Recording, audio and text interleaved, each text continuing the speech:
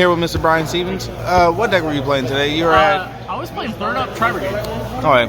And from my understanding, you just got top 4 with it at the Versus tournament, the Versus 3x3? Yes, sir. Okay. You want to talk about your matchups, or you want to get straight into the deck profile? Let's jump right in, and I got some stuff to say about matchups, too.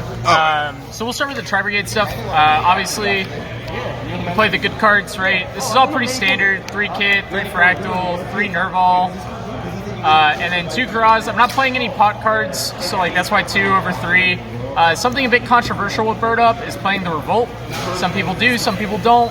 I'll kind of go into what I do with the combo here in a minute, but those are the Tri-Brigade cards. Bird Up cards is pretty shallow. I try to keep it small, just playing impact cards. The 3 Bird Call, 3 Warbler, 2 Sparrow, and then like the one-ofs. So we got basically like the idea is this card needs to either combo with like this, or this needs to combo with one of these. And then they all kind of go into each other. They search, they summon. This card's really nuts. This is like your recovery. It locks you in XYZ, so it needs to be like the last thing you do. But it does summon one from grave, so it can be the last card, have a lot of impact. It's pretty good. And then kind of like a fake bird card, we play the Barrier Statue because I'm playing Smorg in the extra. It's just really good, can lock out like Drytron and some other matchups. So these are the Bird Up cards. I did play a lot of hand traps because I was going into a blank meta. You know, everything's shifting with Bode, so it was a little bit weird. We played 3 Ash, pretty standard, one of the better hand traps. We played 3 Nib just because it can wipe boards. I mean, you know, Ooga Booga combo, you can usually wipe away with that. 3 Droplet. This deck, I mean, this card's basically a trap card in this deck because you can stack like Nervals and stuff. If you open a bad hand, it's just good, prevents you from dying. And then we play the 3 Imperm as another like going second card. Again, it's just a generic negate, stops Appaloosa, very, very strong. We do play some power one-ofs. All of these serve the purpose of either getting bird cards or extending. And then this obviously just stops hand traps or is utility in a couple of different ways. So that's the main deck. Extra deck, again, is a little bit weird. I think that's kind of where I differ from a lot of people. So XYZs, I play these 4. Zeus probably needs no explanation. You know, board wipe goes on top of an XYZ. This card is pretty much either surprise lethal, because I can make this card attack for 8,400 direct, which is pretty cool, or it's just Zeus food, right? So those two go together. This card's insane. This is the brand new card out of Synchro Storm. This is a compulse not once per turn. So whenever they summon a monster, I can compulse it. This goes to grave. I can add a card. And then usually you can stack this with about 4 materials. And then I only play 1 Starling because I'm not playing the F-Zero package. That's kind of what I'm a little bit weird on.